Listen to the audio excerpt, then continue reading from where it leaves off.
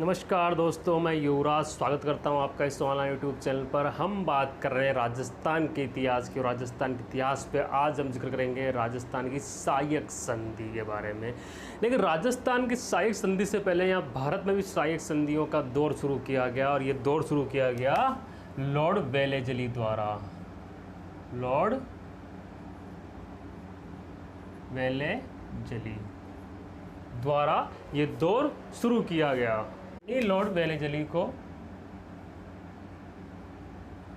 सहायक संधि का जन्मदाता भी कहा जाता है। किसे कहा जाता जन्मदाता? लॉर्ड वेलेजली को। लॉर्ड वेलेजली ने सबसे पहले भारत में सहायक संधि को जन्म दी और सर्वप्रथम सहायक संधि की गई 1798 ईस्वी में। और किसके द्वारा की गई? लॉर्ड वेलेजली द्वारा की गई। किसके साथ? हैदराबाद के निजाम के साथ। हैदराबाद के निजाम के साथ क्या किया इन्होंने? सहायक संधि की। और कब की? 1798 में की, जो कि भारत की पहली संधि थी। भारत की पहली सहायक संधि थी। ठीक है, तो सर्वप्रथम सहायक संधि लॉर्ड वेलेजली द्वारा की गई और इसीलिए लॉर्ड वेलेजली को सहायक संधि का जन्मदाता भी कहते हैं, पिता भी कहते हैं। 1798 ईस्वी में हैदराबाद में सर्वप्रथम सहायक संधि की गई और ये सहायक संधि की गई हैदराबाद के निजाम के साथ। किसके साथ? हैदराबाद के निजाम के साथ, जो कि भारत की पहली सहायक संधि कहलाई 1798 ईस्वी में। वहीं लॉर्ड वेलेजली अब राजस्थान की तरफ भी आगमन कर चुके थे। तो 1803 ईस्वी में 1803 ईस्वी में इन्हीं लॉर्ड वेलेजली के नेतृत्व में, लॉर्ड वेलेजली के नेतृत्व में राजस्थान में सहायक संधि की गई। राजस्थान में सहायक संधि की गई। राजस्थान में सहायक संधि की गई और किसके साथ, किसके द्वारा की गई? लॉर्ड वेलेजली द्वारा की गई। और प्रथम सहायक संधि तो थी भरतपुर में। किसके साथ की गई? भरतपुर के साथ। भरतपुर के समय यहाँ जाट राजवंश के जोरावर सिंह शासक हुआ करते थे। कौन? जोरावर सिंह शासक हुआ करते। इनके साथ सहायक संधि की किसने? लॉर्ड वेलेजली ने। वहीं दूसरी ओर दूसरी रियासत, दूसरा राज्य था अलवर राज्य। कौन सा राज्य? अलवर राज्य। और अलवर राज्य के यहाँ शासक थे बख्तावर सिंह। कौन थे? बख्तावर सिंह, जो कि अलवर के शासक हुआ करते थे। इन दोनों के साथ लॉर्ड वेलेजली ने क्या की? सहायक संधि की। 1803 ईस्वी के अंदर राजस्थान में दो राज्यों ने, दो रियासतों ने सहायक संधि की अंग्रेजों के साथ। पहली तो भरतपुर के शासक जोरावर सिंह ने, वहीं उसके बाद अलवर के शासक बख्तावर सिंह ने सहायक संधि की। लेकिन बाद में जब देखो, जाहिर सी बात है कि जब कोई राजपूत शासक है जो खुला अपने स्वतंत्रता से अपना राज्य करता है, उस पर एकदम से दबाव डाल दिया जाए सहायक संधि के द्वारा, तो फिर ये सहायक संधि विफल हो जाएगी। इसीलिए ये दोनों संधियां बाद में कैंसिल हो गई। क्या हो गई? विफल हो गई, या संधियां वापस तोड़ दी गई। संधि तो हो गई थी भरतपुर और अलवर के साथ, लॉर्ड वेलेजली के नेतृत्व में की गई, लेकिन दबाव पड़ने से इन दोनों के बीच में ठन गई। मतलब EIC मतलब ईस्ट इंडिया कंपनी के साथ इन दोनों शासकों की ठन गई, जिसके बाद भरतपुर अलवर के शासकों ने सहायक संधियां जो संधि की थी उसे तोड़ दी। तो सहायक संधि जिसके जन्मदाता कहा गया लॉर्ड वेलेजली को, और इनके द्वारा सर्वप्रथम सहायक संधि की गई 1798 ईस्वी में हैदराबाद के निजाम के साथ, जो भारत की पहली सहायक संधि कहलाई।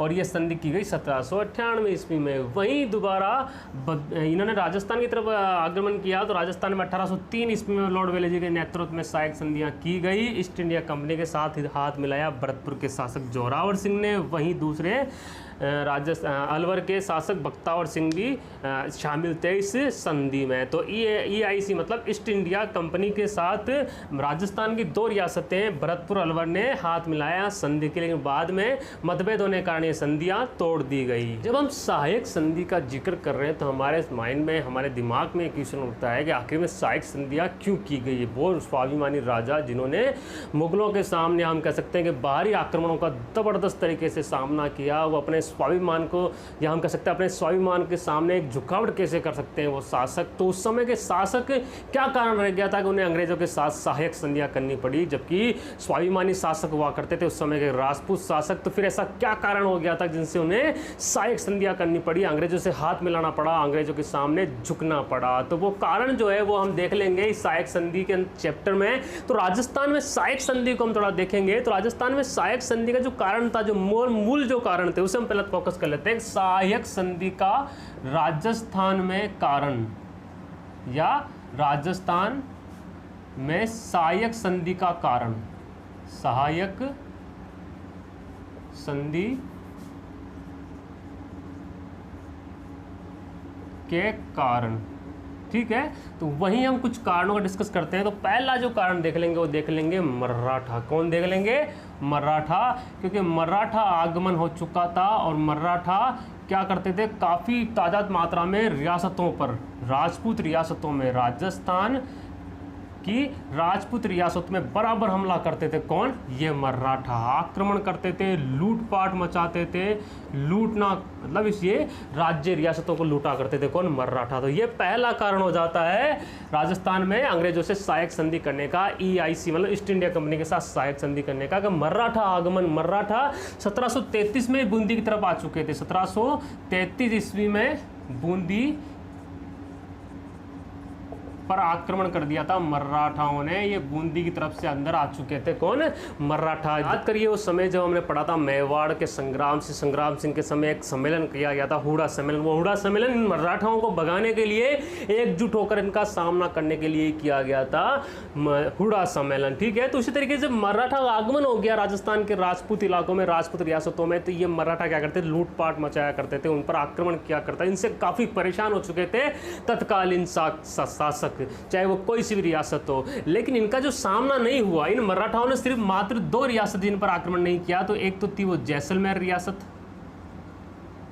और वहीं बीकानेर रियासत। इनके अलावा हर जगह इन्होंने क्या किया? आक्रमण किया। इनके अलावा राजस्थान की हर रियासतों में इन्होंने क्या किया? आक्रमण किया मराठाओं। तो ये पहला प्रमुख कारण हो जाता है अंग्रेजों के साथ हाथ मिलाने का। उस समय तत्कालीन राजपूत शासक जो कि अपने स्वाभिमान के लिए सबसे लड़ गए, लेकिन मराठाओं के सामने उनसे मराठाओं का सामना करने के लिए इन्हें फिर अंग्रेजों के साथ संधि करनी पड़ी। वहीं अगर दूसरा कारण हम देखें तो राजपूतों के आय में उस समय के, हम कह सकते हैं कि उस समय के जो शासक, राजपूत शासक हैं, उनके सामंत हुआ करते थे। कौन हुआ करते थे? सामंत, ठीक है। अब सामंत में जैसे कि हम कुछ सामंतों की जातियां लिख लेते, जैसे कि नाथावत, ठीक है, शेखावत, ठीक है। वहीं अगर थोड़ा सा और बात करें तो राजावत। तो ये जो सामंत थे, राजपूत जो सामंत थे उन समय के शासकों के, तो राजपूत सामंतों ने क्या किया कि उस समय के शासकों का साथ छोड़ना शुरू कर दिया। हम कह सकते हैं कि मराठाओं के साथ इनका मिल जाना, मराठाओं के साथ इनका मिल जाना, मराठाओं के साथ ये शासकों का मिल जाना। तो ये भी एक कारण, प्रमुख कारण रहा कि राजपूतों ने देखा कि हमारे जो राजपूत सामंत उन्होंने हमारा साथ छोड़ दिया, तो उन्होंने अंत में क्या किया? सहायक संधियां की। किसके साथ सहायक संधि की? ईस्ट इंडिया कंपनी के साथ सहायक संधियां की, ईस्ट इंडिया कंपनी के साथ सहायक संधि की। और ये दौर शुरू हुआ 18वीं सदी के अंदर। 18वीं सदी में ये दौर शुरू हुआ ईस्ट इंडिया कंपनी के साथ सहायक संधि करने का। तो हमारे सामने जब ये क्वेश्चन उठता है कि राजस्थान में सहायक संधि के क्या कारण रहे, उस समय के तत्कालीन शासक इतनी शक्तिशाली, अपने स्वाभिमान के लिए लड़ने मरने को तैयार, तो वो ऐसा क्या कारण था कि वो अंग्रेजों के सामने, हम कह सकते हैं अंग्रेजों से उन्होंने हाथ मिला लिया। तो अंग्रेज से हाथ मिलाने के कुछ कारण, जो महत्वपूर्ण कारण थे, वो देखते हैं हम। मराठा आगमन, जो कि मराठा इस समय आगे आ चुके थे, राजस्थान पे आक्रमण करने लग गए थे। तो राजस्थान में जो सबसे पहले इन्होंने आक्रमण किया बूंदी पर 1733 इसमें। तो इस तरह से जैसे ये राजस्थान में आगमन करते रहे, जैसलमेर और बीकानेर रियासत को छोड़कर इसके अलावा लगभग राजस्थान की सारी रियासतों पर इन्होंने आक्रमण करना शुरू कर दिया, लूटपाट मचाना शुरू कर दिया। तो एक ये भी प्रमुख कारण रहता है कि राजपूत शासकों उन्होंने क्या किया? अंग्रेजों के सहायक संधि कर ली। वही दूसरा कारण रहता है कि राजपूत शासकों के राजपूत सामंत नाथावत, शेखावत, राजावत जैसे सामंतों ने क्या किया, इनका साथ छोड़ना शुरू कर दिया। तो ये भी एक कारण हो जाता है कि इन्होंने अंग्रेजों के साथ क्या की, संधि करने की शुरुआत कर दी उस समय के तत्कालीन राजपूत शासकों ने। ठीक है, अब देखो जब राजपूत शासकों ने अंग्रेजों के साथ सहायक संधि कर ली तो अंग्रेज तो चाहता ही यही कि जैसे तैसे कर कर ये रियासतें हैं, ये जो राज्य, इसका उत्तराधिकार उत्तरदायित्व हमारे हाथ लग जाए, इसका उत्तराधिकार उत्तरदायित्व हमारे हाथ लग जाए, जिससे कि हम कह सकते हैं हमारा डिसीजन हम चला सकें, हमारा डिसीजन हम चला सकें इन रियासतों पर। ऐसे ऐसे कर कर पूरे भारत पर हम क्या कर लेंगे, अपना राज शासन स्थापित कर देंगे। तो अंग्रेजों का यही प्लानिंग हुआ करती है। अंग्रेज हमेशा यही मौका देखता है कि कैसे भी करके राजपूत हमारे सामने झुक जाए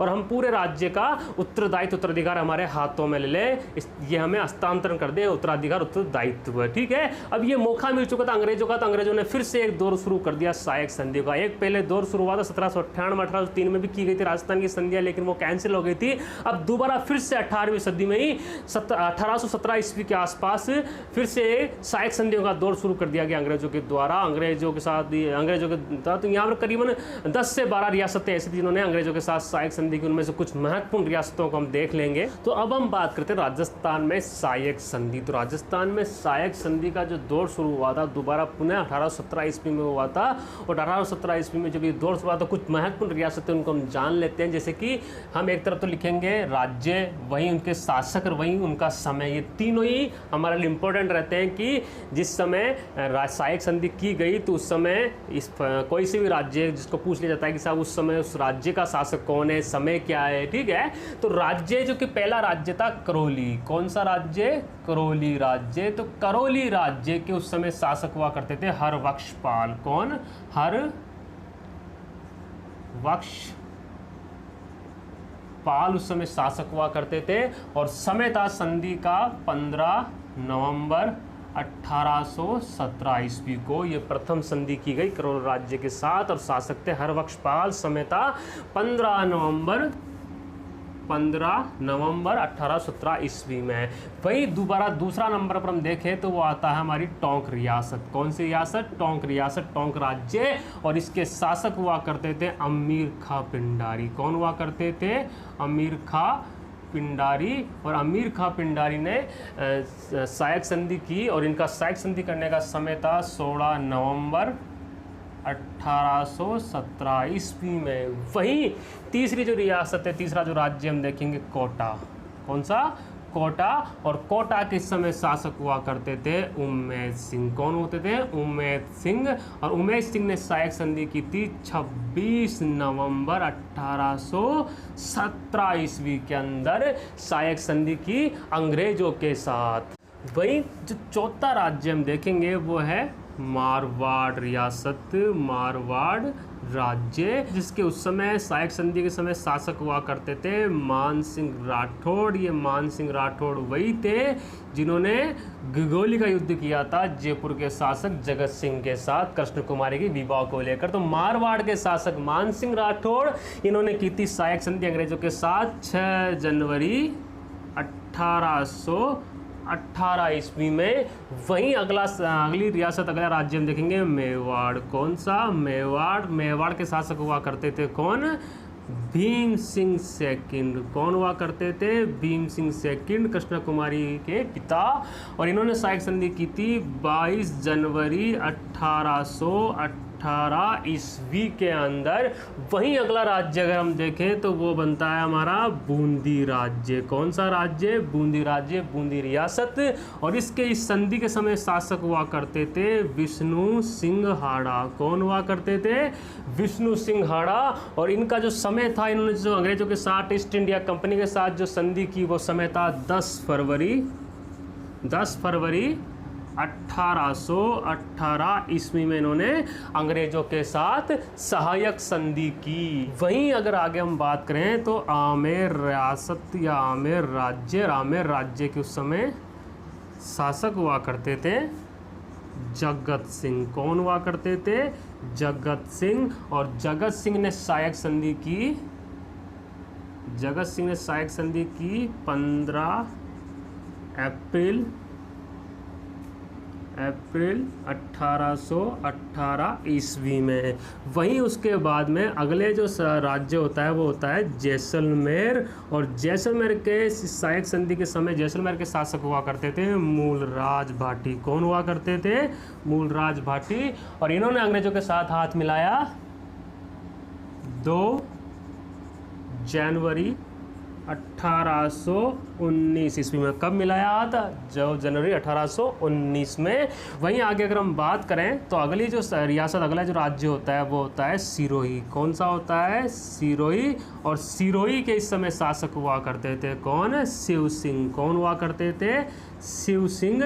और शिव सिंह ने जो अंग्रेजों के साथ संधि की वो की 11 सितंबर 1823 ईस्वी में। कब की? 11 सितंबर 1823 ईस्वी में सहायक संधि की अंग्रेजों के साथ।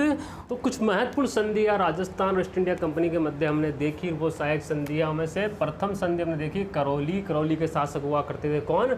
हरबख्शपाल सिंह। हरबख्शपाल सिंह के ने अंग्रेजों के साथ यानी ईस्ट इंडिया कंपनी के साथ संधि की कब? 15 नवंबर 1817 ईस्वी में। वहीं जो अगली रियासत थी वो टोंक रियासत, उसके शासक हुआ करते थे अमीर खां पिंडारी। इन्होंने संधि की 16 नवंबर 1817 ईस्वी में। वहीं कोटा के शासक हुआ करते थे उमेश सिंह ने 26 नवंबर 1817 ईस्वी में की सहायक संधि। किसके साथ? ईस्ट इंडिया कंपनी के साथ। किसके साथ सहायक संधि करेंगे ये? ईस्ट इंडिया कंपनी के साथ। किसके साथ करेंगे? ईस्ट इंडिया कंपनी के साथ। किसके साथ करेंगे? ईस्ट इंडिया कंपनी के साथ करेंगे सहायक संधि। ठीक है। कौन? राजपूत रियासत के शासक। ठीक है। तो हम आगे देखेंगे मारवाड़ के साथ जब संधि की गई उस समय शासक हुआ करते थे मानसिंह राठौड़। इन्होंने 6 जनवरी 1818 ईस्वी में क्या की? संधि की ईस्ट इंडिया कंपनी के साथ। वहीं मेवाड़ के शासक थे भीम सिंह सेकंड। इन्होंने संधि की 22 जनवरी 1818 ईस्वी में। वहीं हम बात करते हैं बूंदी के शासक थे विष्णु सिंह हाड़ा ने 1818 ईस्वी में सहायक संधि की। वहीं आमेर के शासक हुआ करते थे कौन? आमेर के शासक हुआ करते थे जगत सिंह ने 15 अप्रैल 1818 ईस्वी में सहायक संधि की अंग्रेजों के साथ। जैसलमेर के शासक हुआ करते थे मूलराज। इन्होंने 2 जनवरी 1819 ईस्वी में सहायक संधि की किसके साथ? अंग्रेजों के साथ। वहीं जो अंतिम हमने देखा सिरोही के शासक हुआ करते थे शिव सिंह ने संधि की 11 सितंबर 1823 ईस्वी में अंग्रेजों के साथ। देखो दोस्तों, क्वेश्चन हमसे सिर्फ इस तरीके से पूछ सकता है वो कि किस समय संधि की गई, किस राज्य के साथ की गई, और उस समय के तत्कालीन शासक कौन थे उस रियासत के। तो हमें ये ध्यान रखना है। जो कुछ जैसे कि मान सिंह की बात करें, विष्णु सिंह की, जगत सिंह की, तो ये तीनों तो बहुत ईजी है क्योंकि गिंगोली का युद्ध आप हमेशा याद रखना। गिंगोली के युद्ध में इन तीनों का अहम रोल रहा था। मान सिंह ने तो युद्ध किया था जगत सिंह के साथ, और भीम सिंह कृष्णा कुमारी के पिता हुआ करते। तो ये याद रखना थोड़ा ईजी भी रहेगा हमारे। संधि किसके साथ की जाएगी? ईस्ट इंडिया कंपनी के साथ की जाएगी। किसके साथ की जाएगी? ईस्ट इंडिया कंपनी के साथ की जाएगी। कारण हमने देख लिया सहायक संधि के क्या मूल कारण रहे थे, और कुछ महत्वपूर्ण संधियां हमने देख ली, इनका समय हमने देख लिया, उस समय तत्कालीन शासक भी हमने देखे। जब ये सहायक संधियां कर ली गई 1823 ईस्वी तक सहायक संधि का दौर चलता रहा। अब इस सहायक संधि करने के बाद जब उनको उत्तरदायित्व मिल चुका था तो अंग्रेजों ने एक काम और किया, और वो किया कि इनको कंट्रोल किस तरह किया जाए। अंग्रेजों ने सोचा कि सहायक संधियां तो हमने कर ली, प्रत्येक रियासत का उत्तरदायित्व हमने ले लिया, लेकिन अब इनको कंट्रोल किस तरह किया जाए, इनका मैनेजमेंट किस तरह किया जाए। तो उन्होंने एक पोस्ट तैयार की, वो पोस्ट थी AGG की पोस्ट। या हम ये भी कह सकते हैं कि उन्होंने एक रेजिडेंसी की स्थापना की। उस रेजिडेंसी को कहते हैं राजपुताना रेजिडेंसी की स्थापना की। और ये कब की? 1832 ईस्वी में की, क्योंकि जो उत्तरदायित्व अंग्रेजों को ईस्ट इंडिया कंपनी को मिल चुका था, तो उस उत्तरदायित्व को संभालने के लिए, कंट्रोल करने के लिए उन्होंने एक राजपूताना रेजिडेंसी की स्थापना की। और इसके अंदर अंग्रेज अधिकारी का पद बनाया गया, जैसे कि AGG। एक पद तो बनाया गया प्रत्येक राज्य के लिए, AGG। क्या बनाया गया? AGG। AGG का अर्थ होता है agent to governor general. Agent to governor general क्या अर्थ होता है? एजेंट का मतलब एजेंट टू गवर्नर जनरल। और वहीं एक AGG को दिया गया पीई, मतलब इससे नीचे की पोस्ट बनाई गई पीई, मतलब पॉलिटिकल एजेंट। कौन? Political agent. तो इस तरीके से राजपूताना रेजिडेंस की स्थापना की गई किनके द्वारा? ईस्ट इंडिया कंपनी के द्वारा 1832 ईस्वी में, ताकि कंट्रोल कर सकें इन उत्तराधिकार उत्तरदायित्व या लिए गए राज्यों को। ठीक है, तो वही एजीजी का जो ऑफिस है, एजीजी का जो ऑफिस है, एजीजी का जो ऑफिस तैयार किया गया, जो ऑफिस बनाया गया, वो बनाया गया कहाँ पर? अजमेर में। कम बनाया गया? अजमेर में बनाया गया। ठीक है, अजमेर में बनाया गया। ऑफिस को अजमेर स्थापित किया गया। इसके बाद में इस ऑफिस को ट्रांसफ़र कर दिया गया 1845 ईस्वी में। 1845 ईस्वी में इस ऑफिस को बनाया गया कहाँ? आबू। कहाँ बनाया गया? आबू क्षेत्र में। आबू क्षेत्र में इस ऑफिस को बनाया गया। 1832 में राजपूताना रेजिडेंसी की स्थापना की गई 1832 ईस्वी में। उसके बाद इसका ऑफिस बनाया गया था जहां पर अजमेर में। अजमेर से इसका ट्रांसफ़र कर दिया गया और कहाँ ले जाया गया? 1845 में आबू क्षेत्र में ले जाया गया। और हम वही बात करें प्रथम एजीजी की, तो राजस्थान का जो प्रथम एजीजी था, राजस्थान का प्रथम एजीजी वो थे कौन? Mister locket. कौन थे? Mister locket. ठीक है, कौन थे? मिस्टर लॉकेट थे। राजपूताना रेजिडेंस के एजीजी पहले कौन थे? मिस्टर लॉकेट थे। तो वहीं अगर हम बात करें राजपूताना रेजिडेंस की स्थापना की गई 1832 ईस्वी में। क्यों की गई? जो सहायक संधि के तहत जो राज्य अंग्रेजों ने प्राप्त किए थे, उत्तराधिकार उत्तरदायित्व उनका प्राप्त किया था कुछ रियासतों को छोड़कर, तो उनका अब उनको कंट्रोल करने के लिए इन्हें एक रेजिडेंसी बनानी थी। उसे नाम दिया गया राजपूताना रेजिडेंसी। क्या नाम दिया गया इसे? राजपूताना रेजिडेंसी से नाम दिया गया। और यहाँ पर एक पद डिसाइड किया गया और वो पद था एजीजी का पद। कौन सा पद? एजीजी बोले तो agent to governor general AGG को कहा जाता है। उसकी फुल फॉर्म ये होती है। और इसको एक पीए दिया गया। कौन दिया गया? पीए, पॉलिटिकल एजेंट के रूप में से एक दिया गया। हम कह सकते हैं कि एजीजी से नीचे वाली पोस्ट जिसे हम कहेंगे पॉलिटिकल एजेंट दिया गया। ठीक है, यही एजीजी का ऑफिस बनाया गया अजमेर में। कहाँ बनाया गया? अजमेर। लेकिन बाद में 1845 ईस्वी में इसे कहाँ स्थापित कर दिया गया? आबू क्षेत्र में। अब क्यों स्थापित किया गया ये भी इंपॉर्टेंट है। वो इसलिए स्थापित किया गया क्योंकि जब अंग्रेजों के पास उत्तराधिकार उत्तरदायित्व चल गए तो अंग्रेज अब जनता थी, जो मजदूर थे, उनका शोषण करना शुरू कर देंगे, किसानों का शोषण करना शुरू कर देंगे। तो किसान और वहाँ के मजदूर थे, उन्होंने क्या यूनियन बनाना शुरू कर दिया और हमले की साजिश करनी शुरू कर दिए। तो 1845 में उस एजीजी के ऑफिस को सेफ्टी या उसकी सुरक्षा की नज़र में से कहाँ भेज दिया गया? आबू, मतलब ऊंचाई पर भेज दिया गया। कहाँ भेज दिया गया? ऊंचाई में भेज दिया गया। और ये राजस्थान के जो प्रथम एजीजी बनकर आए वो कौन बनकर आया है? Mister locket. कौन बन के आया है? मिस्टर लॉकेट, जो कि राजस्थान के प्रथम एजेंट टू गवर्नर जनरल, मतलब डायरेक्ट गवर्नर। देखो अर्से मतलब निकलता है agent to governor general. Direct governor general से वो बात करेगा, मतलब डायरेक्ट जो गवर्नर जनरल उस समय तत्कालीन गवर्नर जनरल जो यहाँ हुआ करते थे भारत के, उनसे डायरेक्ट ये बात करेगा। सीधे किससे बात करेगा? गवर्नर जनरल के कंट्रोल में रहेगा कौन? एजीजी। एजीजी कंट्रोल में क्या रहेगा? उस समय की जो रियासतें थी वो एजीजी के कंट्रोल में रहेगी। और प्रथम एजीजी कौन थे? मिस्टर लॉकेट थे। तो आज हमने सहायक संधि का जिक्र किया और इसी तरह हमारे साथ बने रहिए। Thanks for watching.